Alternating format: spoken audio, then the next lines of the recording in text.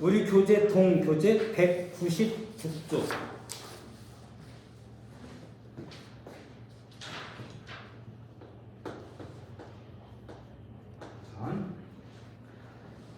대단원 제목을 좀 알아야 되는데 대단원 제목이 문학과 삶 이렇게 돼 있고 199쪽에 소단원 열기를 보시면 첫 번째가 사회 문화적 가치와 관련해서 다음 물음에 답해보자 이렇게 돼 있잖아요.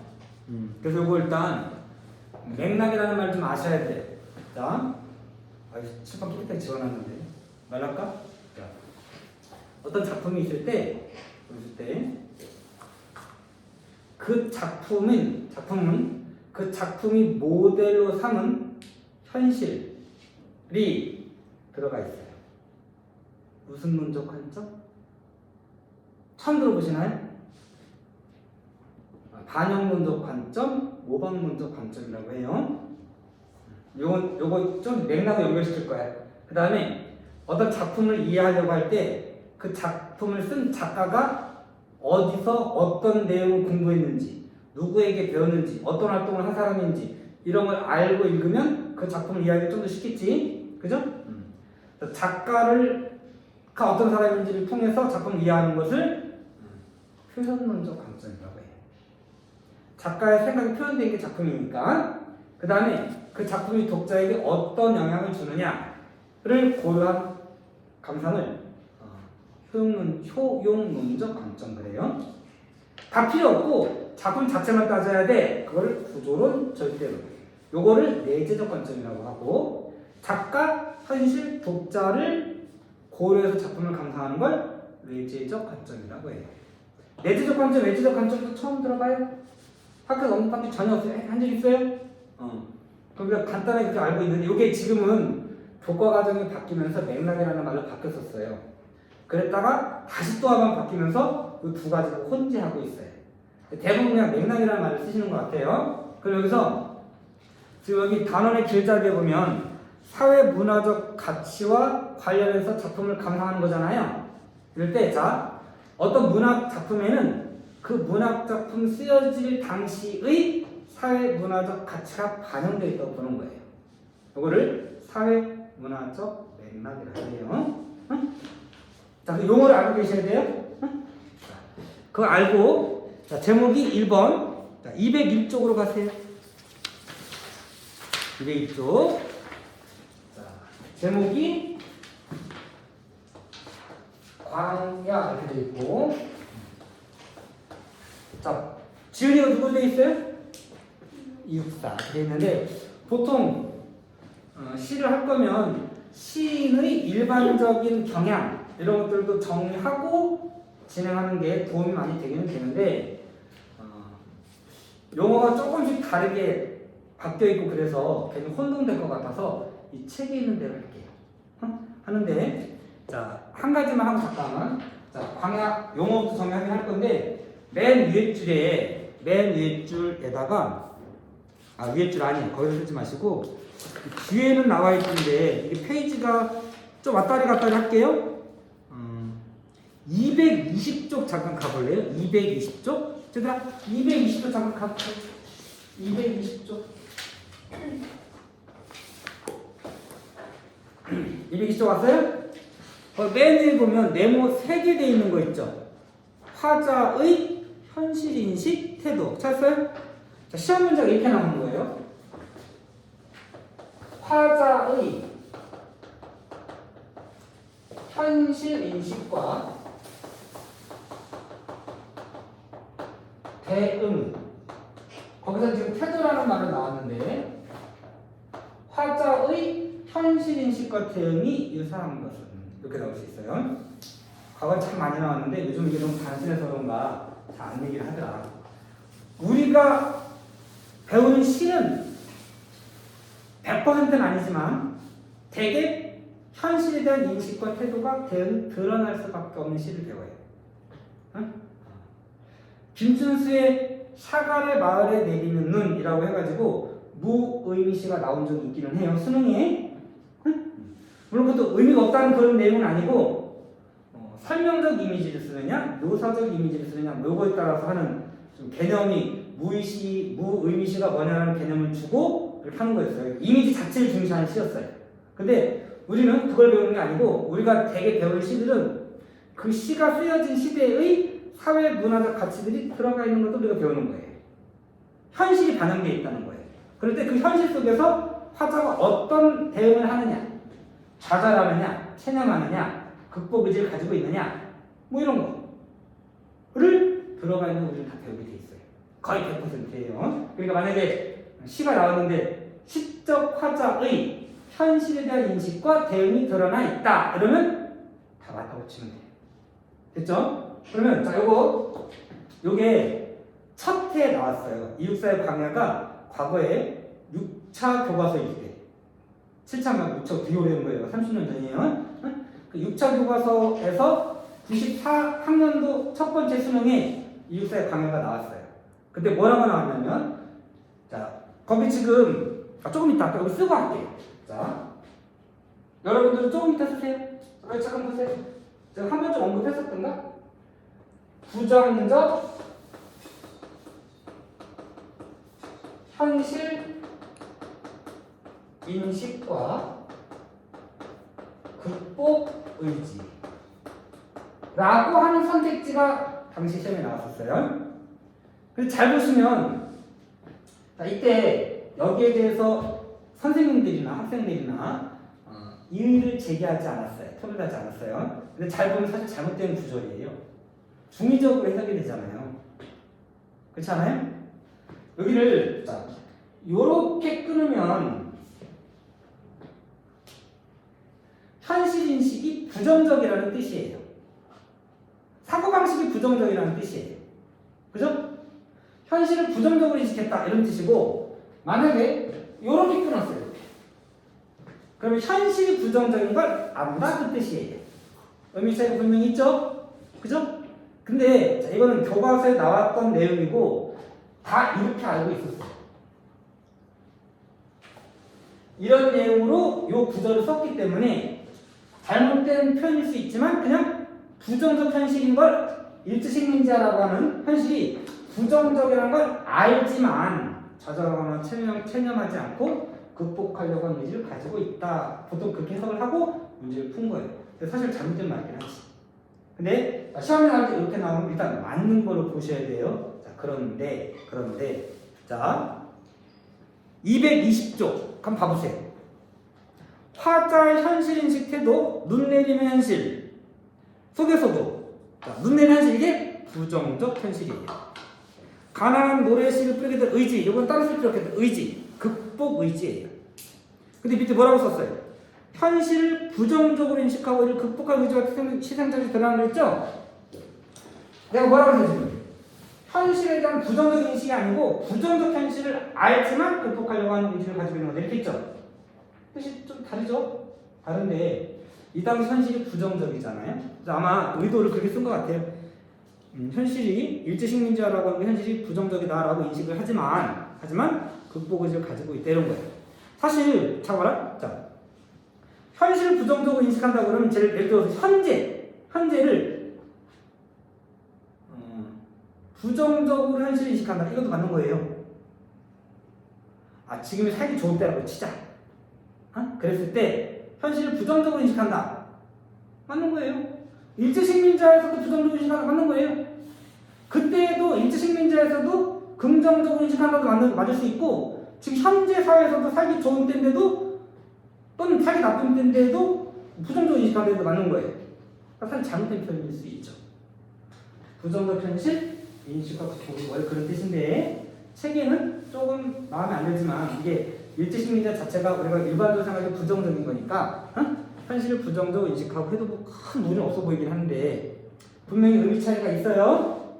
근데 밑에 걸로라고 생각하시고요. 근데 책에 그렇게 나와 있으니까 현실을 부정적으로 인식하고 이렇게 나와도 일단은 맞다고 하셔야 되겠어요?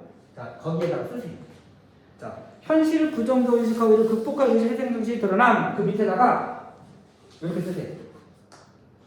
부정적 현실, 인식과 극복 의지. 그러니까 이렇게 읽으라는 뜻이에요. 이렇게 묶어서 읽으시는 거예요.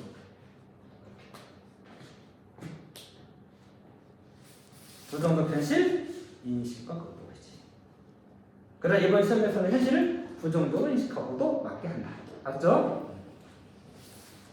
자, 다시 한번 아까 우리 201쪽인가요? 201쪽으로 오세요.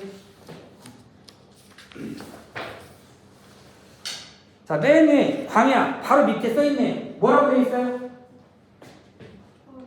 우리 민족의 삶의 터전.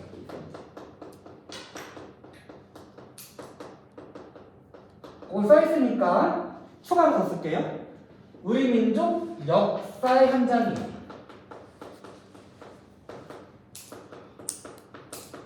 자체로 제목 자체는 상징법이에요. 우리가 살아가고 있는 뭐 한번 들어보도 좋고 더 넓게 봐도 좋고 하는 우리 역사의 현장, 민족의 삶의 터전을 상징하는 시가 광야고 핵심 소재. 제목이면 핵심 소재죠. 그래서 광야를 중심으로 해서 각 연의 중심 내용을 정리할 거예요. 자, 이거는 좀 틀렸는데 라고 보단 좀 다르게 해석했는데 라고 하는 부분이 일부 있고 좀 인정하기 어려운 부분이 있긴 해요. 하는데 어쨌든 내신이니까 거기에 맞게끔 할게요. 자, 맨 밑에 201쪽 맨 밑에 보면 시상 전개 네모칸에 보면 1년, 2년, 3년, 4년, 5년 찾았어요? 우측에 보면 3개로 나눴어요. 1, 2, 3년을 하나로 묶었고 그죠? 4년을 하나로 묶었고 5년을 또 하나로 묶었죠? 자, 1년, 2년, 3년을 하나로 묶었고 4년, 공간상 여기 적을게요. 5년, 여러분 따로 묶을 필요 없어요. 거기 있는 대로 그냥 하시면 돼. 기준은 하나, 둘, 세 개 이렇게 한 거예요. 기준이 뭘까요? 옳지, 시간이에요.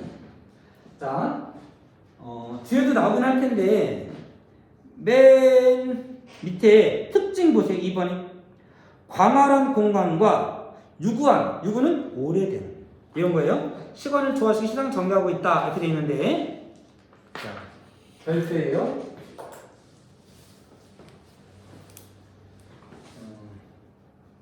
이거를 단순히 시간에 좀 안 그러고 웅장한 스케일에 이런 식의 앞에 많이 붙일 수도 있어요.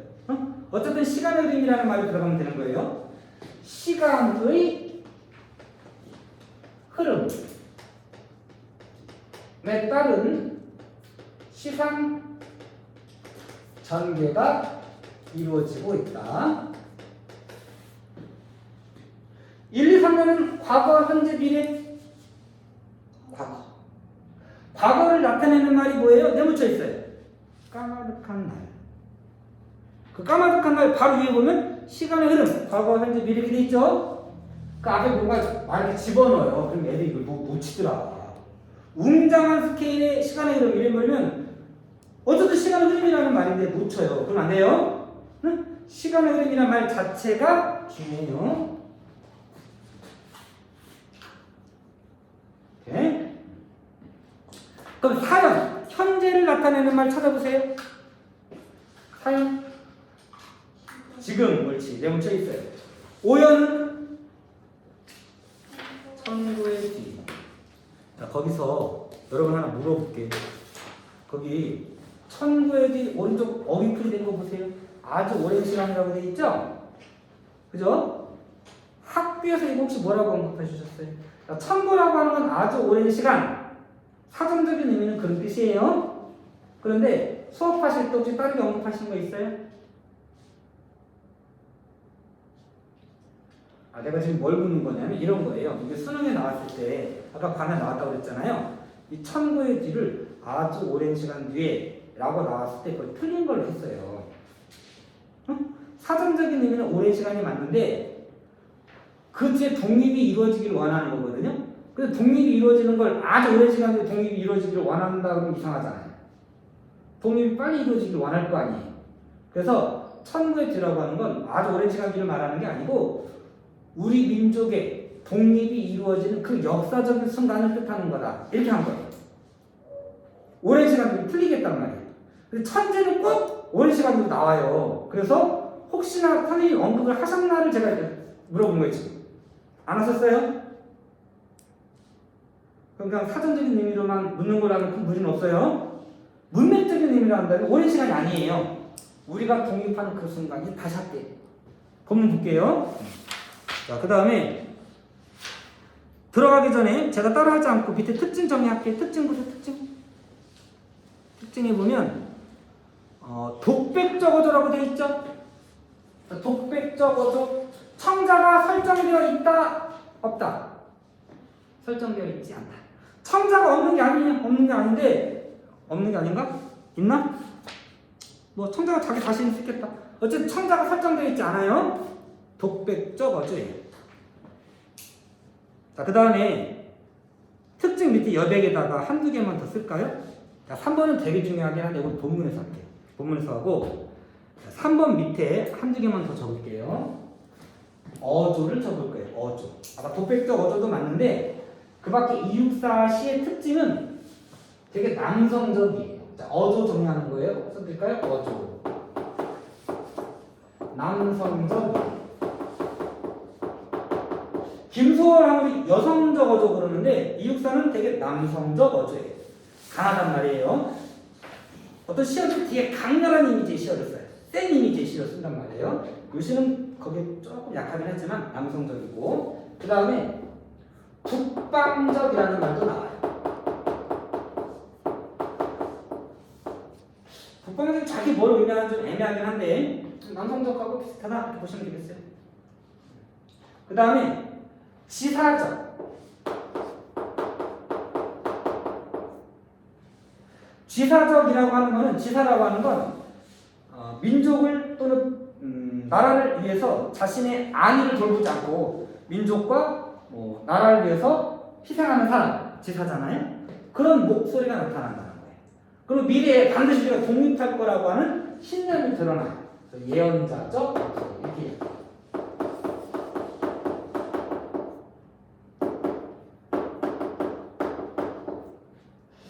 지사적 목소리가 드러나는 것은 사연이라고 할 수 있고, 희생하기 때문에 희생하겠다고 하는 의지가 드러날 거. 예언자적, 오연이 독립이 이루어지는 것이거든요. 독립이 이루어지는 걸 노래한 거예요. 그래서 오연이 예언자적이다 이렇게 말할 수 있어요. 이걸 나눠서 내지는 않을 거예요. 그냥 이렇게 해서 성격을 알맞지 않은 것, 어조를 알맞지 않은 것 이렇게 할 수 있어요. 자, 이건 기본이고, 자, 본문 들어가 볼게요. 본문 들어갈게요. 자, 1년, 2년, 3년 한 개를 묶었어요. 이걸 다시 두 개로 쪼갤 거예요. 기준이 뭔지 생각해 보세요. 봐봐. 1, 4는 한 개니까 여기서 쪼개거나 여기서 쪼개거나 하겠죠? 둘 중에 하나밖에 없어요. 근데 여기서 쪼갤 거예요. 이렇게 쪼갤 거예요. 기준이 뭔지 한번 생각해 보세요. 까마득한 날에 들어갈 거예요. 까마득한 날에 태초에 하늘이 처음 열리고 천지 개벽을 하고 어디에요? 어디? 단순 줄임말이나 사투리는 시적 화용으로 고등학교에서 잡지 않아요? 여기 시적 화용 아니에요? 혹시 시적 화용을 했어요? 안 했죠? 단순 줄임말이나 사투리는 수능에서는 시적 화용을 치지 않는다. 나중에 대학 가서 그냥 교양으로 읽을 때는 시적 화용이 해도 상관없어요. 우리는 아니에요. 닭 밑줄이에요. 여기서 닭은 거기 뭐라고 되어 있어요? 생명의 기척 이렇게 되어 있죠? 닭하면 떠오르는 게 뭐야? 알, 새벽 이런 거 떠오르죠? 그래서 생명의 기척, 생명의 시작을 의미해요. 대유법을 했어요, 상징법을 했어요. 저는 대유법이라고 부르는데 표현 방법 안 해주셨으면 대유법. 닭만 생명이냐, 그죠? 다른 것들도 있는 거니까. 닭 오는 소리 들려, 쓰랴. 들렸다, 안 들렸다? 들렸다, 안 들렸다는 뜻이죠? 무슨 법?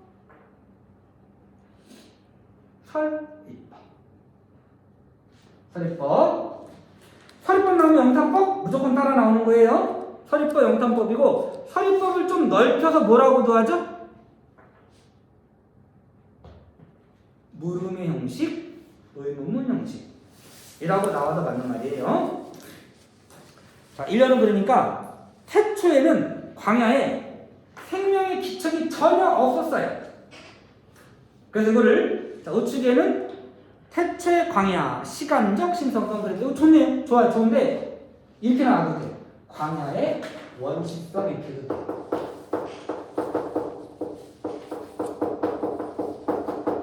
여기서 원시라고 하는 거는 불독해서 딱 그런 의미라기보다는 태초의 시작 그런 뜻이에요. 요거를 말을 좀 어렵게 썼네. 시간적 신성성. 좋고. 이연 그러다가 모든 산맥들이 바다를 연모해 휘갈릴 때도 연모가 뭐예요? 연모 사랑하는 거예요. 산맥이 바다를 사랑하는데 무슨 법? 의법. 의법도 오히려 잘 나온다. 그 다음에 이게 산맥이 형성 옆에 써 있을 거야 아마. 산맥이 형성되어가는 과정, 즉 광야가 형성되어가는 과정을 표현한 건데 그걸 사랑해가지고 휘달린대. 휘달린다는 뭐야? 막 뛰어간다는 거야. 멈춰있는 이미지를 정적 이미지라고 해요. 반대로 움직이는 이미지를 뭐라고 그래요? 정의 반대 동적 이미지. 근데 동은 동인데 힘차게 움직여. 다이내믹해. 역동적 이미지. 써볼까요? 모든 산맥들이 바다를 휘달릴 때에도 가로 열고 끝에다가 산맥 형성을 의미했다라고 했잖아요. 여기다 가로 열고 역동적 이미지. 의법. 차마 이곳을 범하지는 못하으리라. 근데 이씨 쪽발이 새끼들이 들어와 있는 거죠? 응? 원래는 들어올 수 없는 곳인 거예요. 신성성이에요. 공간의 신성성이고 1년은 아까 뭐라고 했어요? 시간적 신성성. 자, 이연 광야의 광활함 이랬는데 광활함? 광활함 좋아요. 광활함이 어디 나오냐? 좀 안 맞는 것 같은데. 좀 광활함 좋아요. 이렇게 신성성이라는 말을 쓰면 여기는 시간적 신성성, 이어는 공간적 신성성. 이해되시죠? 3년. 자, 그러다가 끊임없는 광음. 자, 옛날에 이것도 나왔는데 요즘은 잘 안 나오더라. 광은 빛광자고요. 음은 그늘음자예요. 빛과 그늘인데 빛과 그늘이라는 뜻으로 쓰인 게 아니고 세월, 시간이라는 뜻으로 쓰였어요. 융합합성어예요.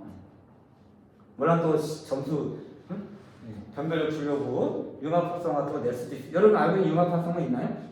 원래 뜻이 사라진 게 융합합성어예요. 여러분 알고 있는 거 춘추 같은 게 되고 어르신 춘추가 어떻게 되시나요? 봄과 가을이 아니죠? 연세라는 뜻이에요. 자, 중요하지 않아요, 여러분. 끊임없는 광을 부지런한 계절이 피어선지고. 자, 계절을 피었다 졌대요. 그럼 계절을 무엇에 비유했어요? 꽃에 비유했지. 자, 예전에는 잘 안 나왔지만 계절이 흐르는 것, 시간이 흐르는 걸 꽃이 피고 진다라고 표현한 거예요. 일종의 구체화예요. 응? 계절을 꽃에 비유해서 끊임없는 시간의 흐름을 구체화했다. 그렇게 하면 되겠어요. 큰 강물은 흘러가잖아요. 그래서 흐른다라는 것 때문에 어떤 시간의 흐름 연결시켜서 인생, 삶 이런 걸 의미하고 말씀하면 안 돼요. 한 명 한 명의 삶이 모이면 역사, 문명인 거예요. 응? 보통 강물은 문명, 역사를 상징하는 시어예요. 그럼 큰 강물이 길을 열었다는 건 뭐예요? 문명이, 역사가 태동되었다 이런 거예요. 그래서 3년은 문명, 역사, 태동, 공간으로서의 관해예요. 일단 책이 있는 걸로 확실해. 이렇게 해도 맞다라는 거예요. 3년 역사 문명의 시작. 좋네요. 됐죠? 그러면 자, 이거를 이렇게 쪼갤 수 있어요. 기준이 뭘까요? 이게 없으면 없나죠? 3년은 문명에서 태동한 이후고 후에는 그 전이고. 역사 시대의 반대말이 뭐죠? 이게 선사시대예요. 이거 뭐 선사시대 할 건 아닌데 본격적인 인간의 문명 탄생이 이전과 이후 이렇게 보시면 되겠어요. 어쨌든 다 묶어서 뭐예요? 됐죠? 자, 사연 갈게요. 사연 중요해요. 사연 중요한데 풀기가 잘 돼 있는 것 같아. 지금 눈 내리고 매화 향기 홀로 아득하니. 자, 눈 내리고 매화 향기가 홀로 아득하니.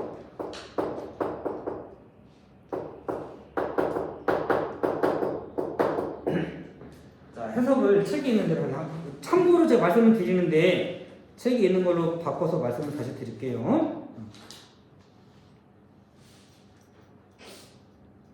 괜히 내가 말하면 헷갈릴 것 같아. 일단 이거부터. 자, 여기 잠깐 보세요. 우리 보통 얘들아 매화의 아름다움을 돋보이게 해주는 장치가 고전에 뭐가 나오냐면 일단 대표적인 게 밤. 낮에 꽃이 화려하게 보이는데 밤에는 안 보이잖아요.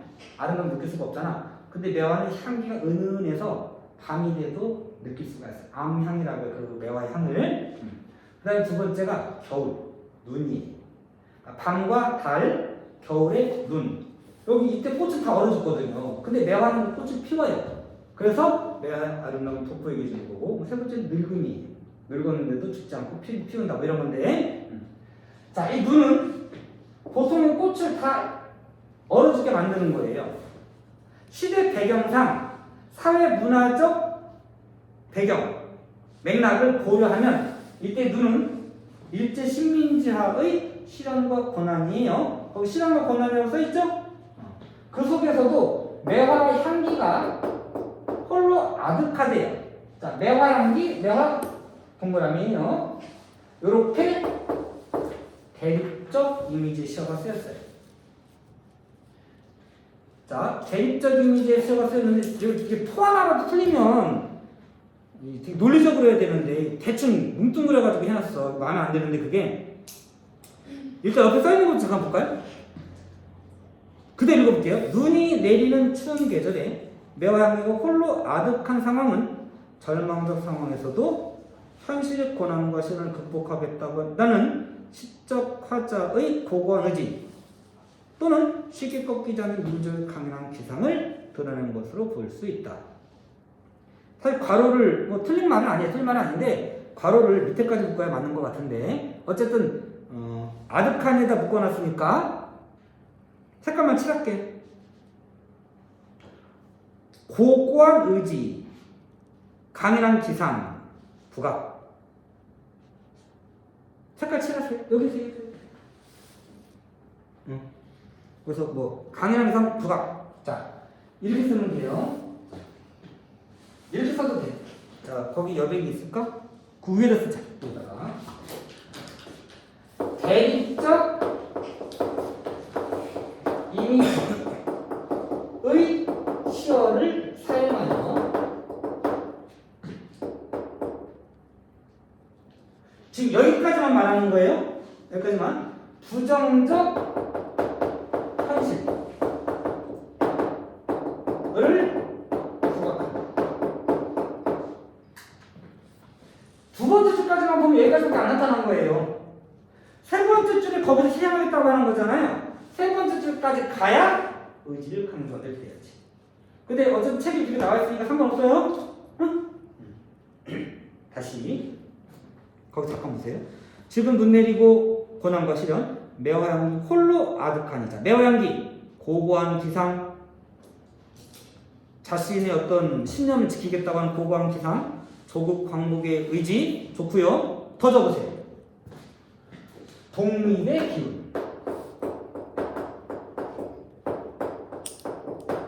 지사정신 이런 것도 좋아요.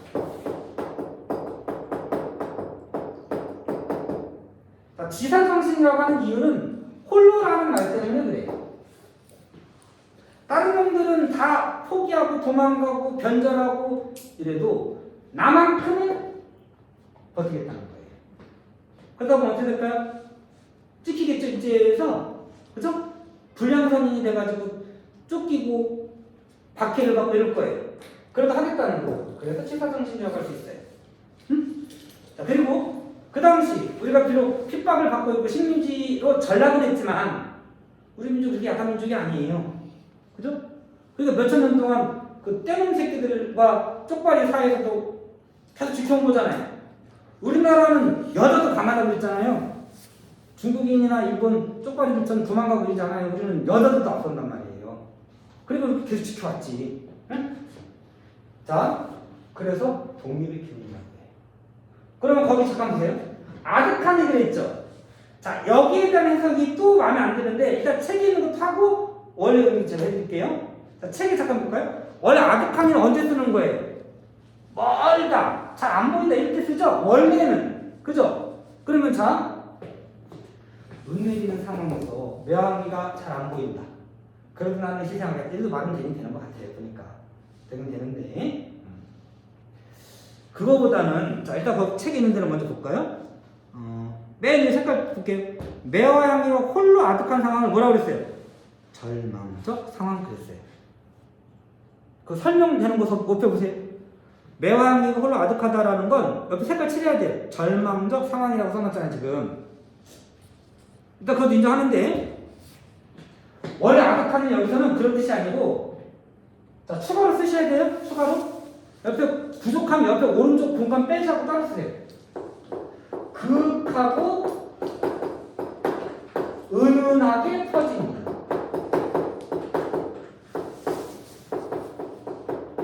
매화향기의 특징이 그래요. 진하지 않아. 진하지 않은데 은은하면서도 다른 꽃들은 밤에 향기가 약한단 말이에요. 아름다운 모습 보이지도 않고. 근데 매화는 은은하게 퍼진다는 거예요. 그런 것처럼 독립의 기운이 퍼져 있다는 거예요. 우리가 떨쳐 일어나면 독립할 수 있어라고 하는 생각을 하게 되는 거지. 그래서 좀 다른 해석이죠? 그럼 내가 왜 이렇게 했냐? 이게 수능이 이렇게 나왔던 거예요. 내 해석이 아니에요. 응? 근데 일단 거기 지금 절망적이다 그러면 반대죠, 완전히.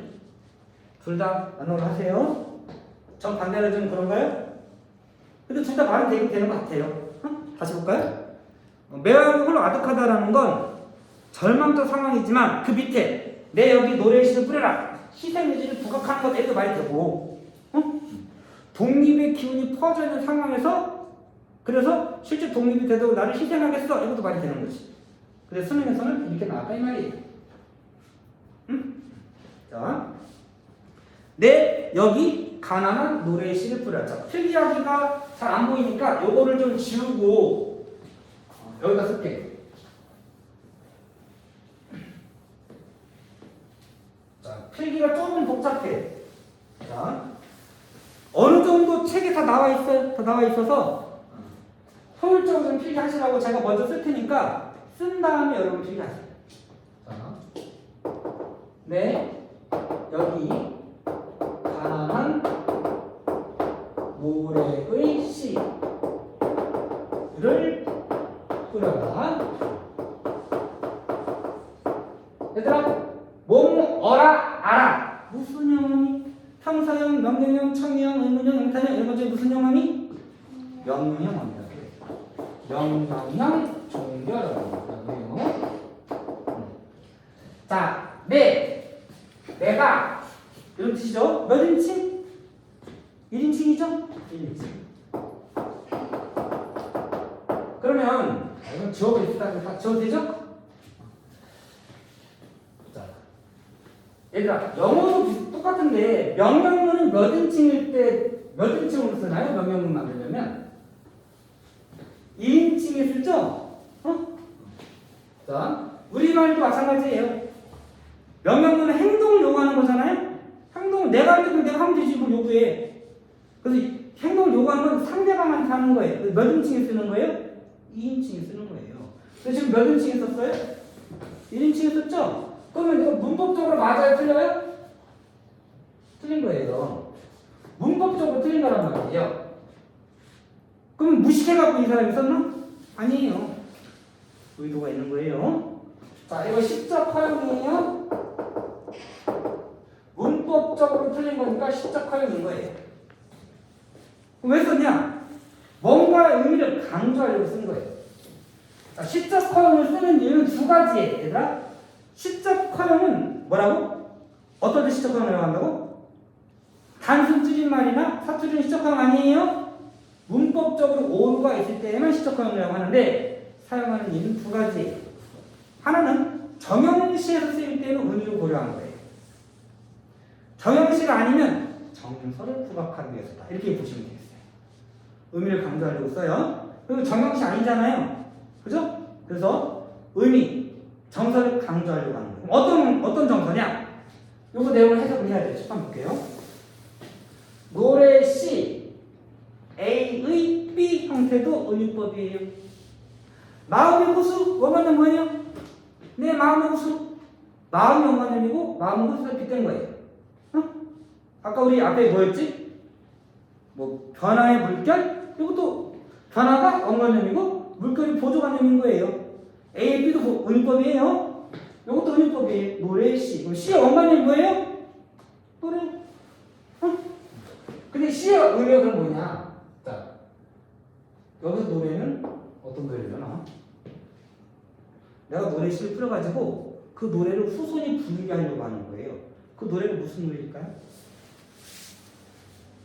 광복의 기쁨의 노래. 여러분 광복절 노래 알아요? 모르죠? 모르지? 광복절 노래 불러본 적이 없죠? 다시 만져보자 바닷물로 춤을 춰 이런 노래 불러본 적 있어요? 광복절 행사를 해본 적이 없죠? 자, 뭐 우리가 살기 좋아지니까 그런 거지 뭐 잊으면 안 될 텐데 그죠? 저도 일제 치아를 겪은 사람은 아니에요. 어? 겪은 거 아니야? 안 겪었어요. 자, 그 노래 즉 독립의 기쁨을 부르는 노래의 씨를 뿌리는 거예요. 열매는 누가 따먹어요? 나는 못 따먹어요. 열매는 후손이. 본문에서는 누구예요? 백마 타고 오는 초인인 거예요. 어? 씨는 희생의 의미.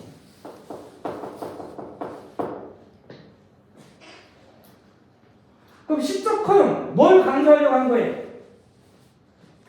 이걸 강조하려고 한 거예요. 희생 의지를 강조하는 거예요.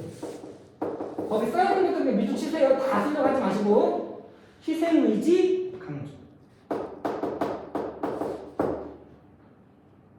이런 걸 희생양 모티프, 속죄양 모티프 라는 말을 쓰는데 가운데 점이 있는 거예요. 희생양 모티프, 속죄양 모티프 그런 뜻이고요. 모티프라고 하는 건 모티브의 단독형인데 영어로 동기 이렇게 하지 마시고요. 화소를 말해요. 화소. 이야기감, 이야기거리를 말해요.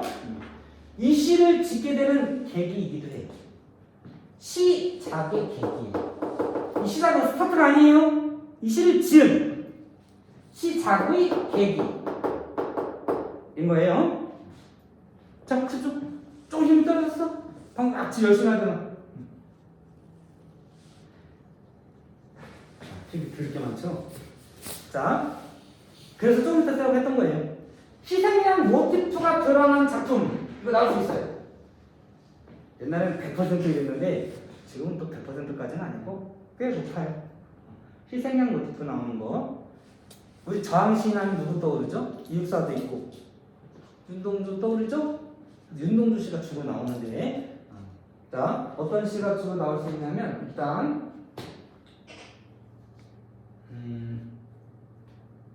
윤동주의 십자가 다 적어드릴까요? 윤동주의 십자가라고 하는 시에 어두워가는 하늘 밑에 조용히 피를 흘리겠습니다. 그 피도 되고요. 괴로웠던 사람이 행복한 예수 그리스도에게처럼 십자가가 허락된다면 이 십자가라고 하는 시의 십자가도 되고 피도 되고 이런 게 희생양 모티프에 해당이 돼요. 구체적으로 나올 것들 좀 들어주고 있는 거예요. 그 다음에 똑같이 윤동주의 시인데 간이라는 시가 있어요. 간이라고 하는 시는 프로메테우스 신화하고 토끼전하고 묶어가지고 둘 다 간이 나오거든요. 프로메테우스 신화 혹시 기억나세요? 인간에게 불을 가져다 줬기 때문에 제우스에게 벌을 받는 거잖아요. 시지프스 아닌가요? 거기서 뭐 독수리에 묶여 있으면 독수리한다. 뭐 이렇게 묶여 있으면 독수리 와가지고 갈막 쪼아 먹어요. 근데 안 죽어. 밤이 되면 계속 살아나. 그 다음에 또가 막 쪼아 먹어. 그래서 프로메테우스는 꼭 인간을 위한 희생이에요.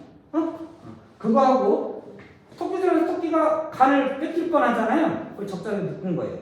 자, 거기에 나오는 간의 프로메디어스라고 나와요.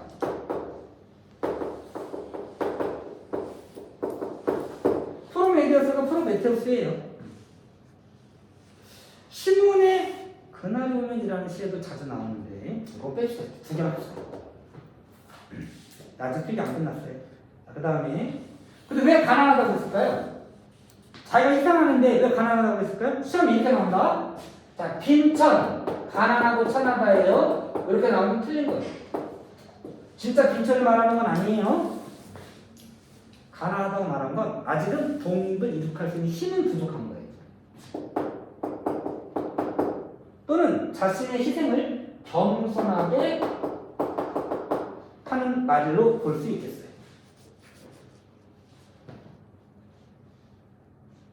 필기 좀 짜증났죠? 이제 필기 못하시는 분들 해보세요. 필기. 다 됐어요? 시적하고 조심하셔야 돼요. 오케이? 내가 아까 하나 빼먹었어. 이웃사시 아무리 안 하면 해야 되는데 인정하게 쓴 거예요. 안 쓰면 내가 불러드릴게. 됐죠? 사연은 희생 공간으로서의 광야예요. 사연 뭐라고 되어 있어요? 암담한 상황과 현실 극복 의지 그랬죠? 씨를 뿌리는 게 극복 의지예요. 희생 의지예요. 그래도 좋고 희생 공간으로서의 광야 그래도 좋아요. 자, 5연 다시 천고의 뒤. 이게 수련에 나왔을 때는요, 그 이미지 흐름이 긴밀한 것끼리 묶인 것을 이렇게 나왔어요.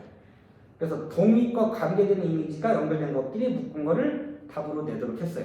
근데 그거는 조금 어렵고 여러분 그 고1 수준에서는 이미지 흐름이 긴밀한 것끼리 묶인 것, 그다음 시간과 관련된 것. 아까 있었죠? 1년에 있었고 4년에 있었고 5년에 있었고, 그죠? 그 네모친 것들, 까마득한 날, 집은 천국의 뒤, 이런 식으로 이어도 되겠어요.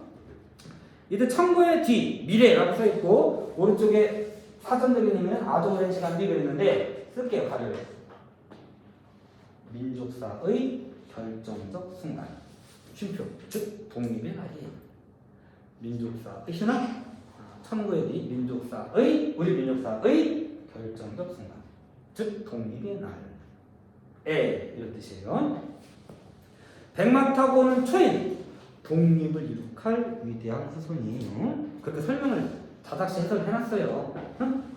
독립을 이룩할 위대한 후손이 있어서 이 광야에서 뭔가 부르게 하리라 공간이 좀 없긴 한데, 자, 부르는 건 누가 불러요?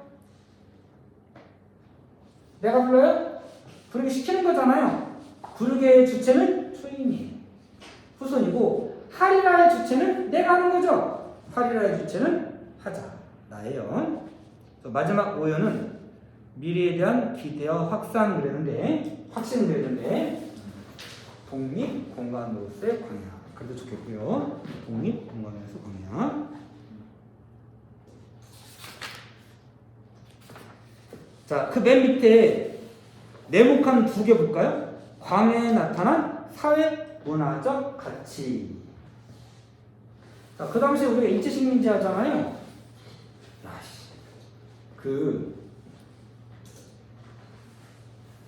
자, 여러분들만큼이나 저도 좋은 때를 산 거예요.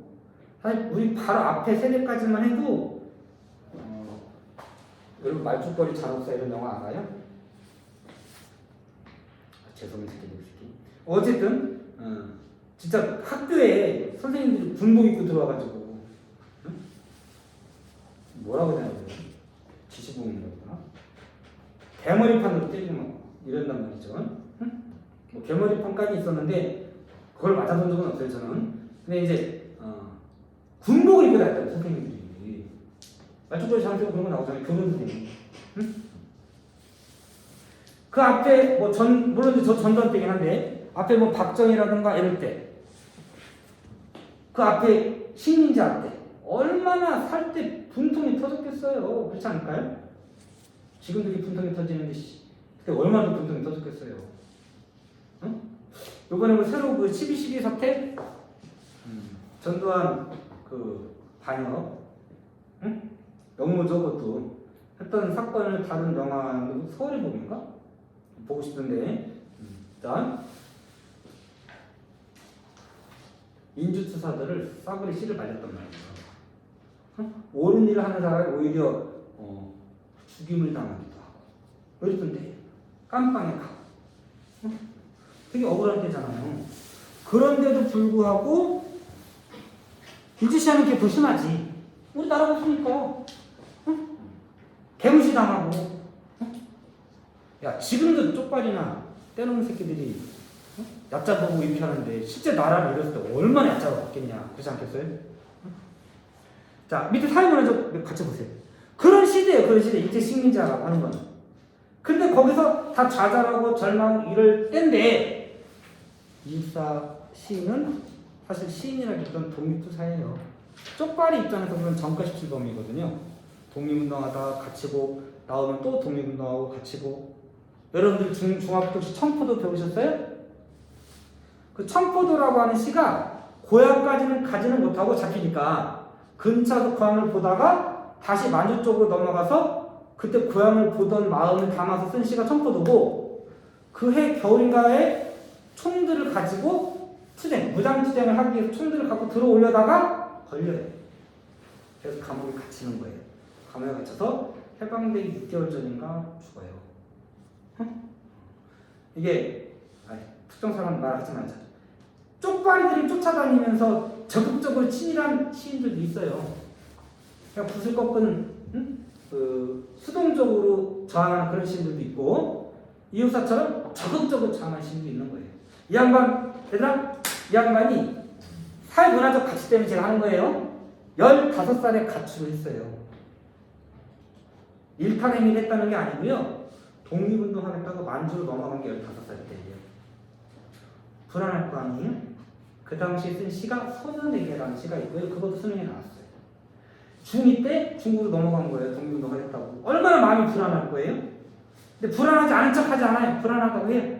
겁나요. 근데도 민족을 위해서는 희생돼도 좋아 라고 하는 내용을 쓴 게 소년에게라는 시예요. 그러니까 존경할 만하죠. 그렇지 않아요? 멋모르고 가서 이렇게 한 게 아니고요. 아는데도 나를 희생하겠다는 거예요. 모르고는 할 수 있어요. 갔다가 이게 아니다 이럴 수 있는데 이 양반은 알고 있는데도 이 양반은 이황의 자손이에요. 응? 집에서 한문하고 이따 조금 전에 할 건데 한문하고 한시로 자신의 의사를 충분히 표현할 수 있는 그런 되게 똑똑하셨던 모양이에요. 응? 다 아는 거죠. 시대의 흐름은. 그런데도 불구하고 가서 독립을 희생하겠다고 하는 거예요. 그런 마음을 우리가 배울 수 있는 거예요. 그게 사회문화적 가치인 거예요. 그 당시 되게 힘들고 암담하지만 우리 민족의 독립을 염원하는 마음, 그게 사회문화적 가치인 거예요. 이해되시죠? 그걸 이육사의 광야라는 시에서 우리가 알아낼 수 있다 이런 거예요. 됐죠? 이게 작품의 이 글을 학습 목표가 되겠어요. 자, 광야에 나타난 사회문화적 가치 그래서 보세요. 자, 뭐가 가치라고 되어 있어요? 민족과 민족의 독립. 독립에 대한 염원, 이게 사회문화적 가치예요. 됐죠? 자, 옆에 비극의 인식, 이런 거 좋은데, 잠깐 볼게요. 비극의 인식과 초월의 의지, 잠깐 볼까요? 광야, 제가 중요한 밑줄 쳐드릴게요. 광야에 눈이 내려 큰 고난을 맞이하게 되었다. 홀로 피어있는 네오의 한계만이 그의 고고한 이상을 증명할 뿐이다. 홀로라는 거에서 지사정신이 보여요. 그런데 시인은 이 고난에 좌절하거나 그것으로부터 도피하여 또 다른 땅을 이주하지 않는다. 끝까지 장관 시간에 희망을 걸고 광야의 꽃이 피기를 기다리고 준비한다. 그러기 위해서 시인은 시 창작이기도 하고 향의 운동이기도 한 고독한 노래의 시를 부르고 있다. 이 작품에 보이는 이런 현실인식 태도는 현실 전망을 미화하거나 그것으로 도망하지 않고 밑줄 치세요. 이거 조심하셔야 돼요. 색깔 칠하세요. 현실의 절망을 받아들이고. 현실의 절망을 받아들이고. 미치셔야 돼요. 여기 잠깐 보세요. 아까 눈 내리는 상황에서 매화기가 아득하다는 걸 극복의지가 드러난다고 했죠? 뿌리는 게 극복의지라고 했잖아요? 그거 절망하고 있는 거 틀린 거 아니에요? 이렇게 하시면 안 되는 거예요. 어? 극복하려고 하는 건 현실 부정적이라는 걸 일단 인정해야 돼요. 받아들여야 돼. 아, 긍정적이면 뭐하러 극복하냐? 즐기면 되지. 그죠? 이걸 조심하셔야 돼요. 현실의 절망을 받아들이고. 현실을 이식했다라는 뜻이에요. 이거를 절망했다 이렇게 이해하시면 안 돼요. 그럼에도 불구하고 극복 의지를 가지고 있었다. 되죠? 그거 조심하시고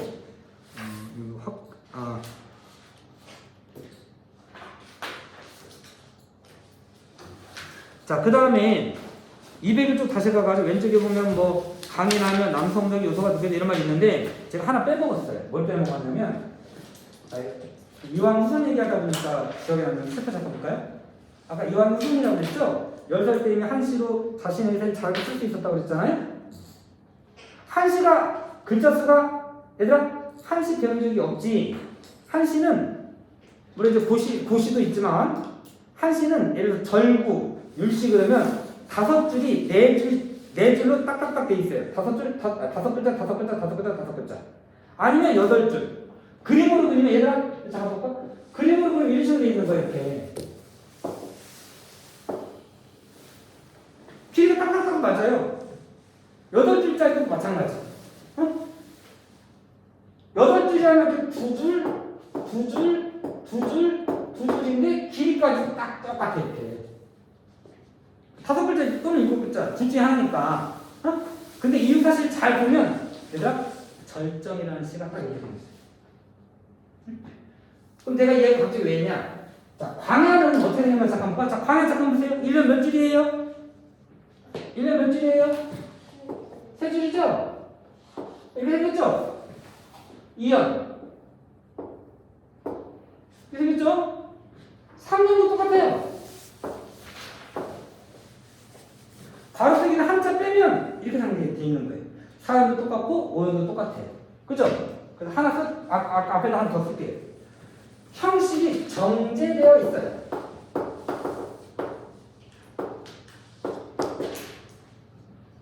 마치 한시처럼 딱딱딱 각 변이 똑같아요. 되나? 이거 열심히 그리는 줄 알았어. 숫자? 그 다음에 잠깐 보세요. 행이 길어졌죠? 점층적 시상전개. 이렇게 점층이라고 해도 틀릴 것 같지는 않은데 각 면이 점층이.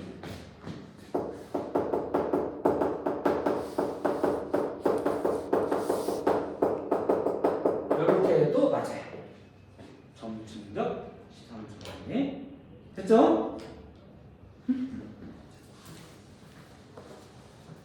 200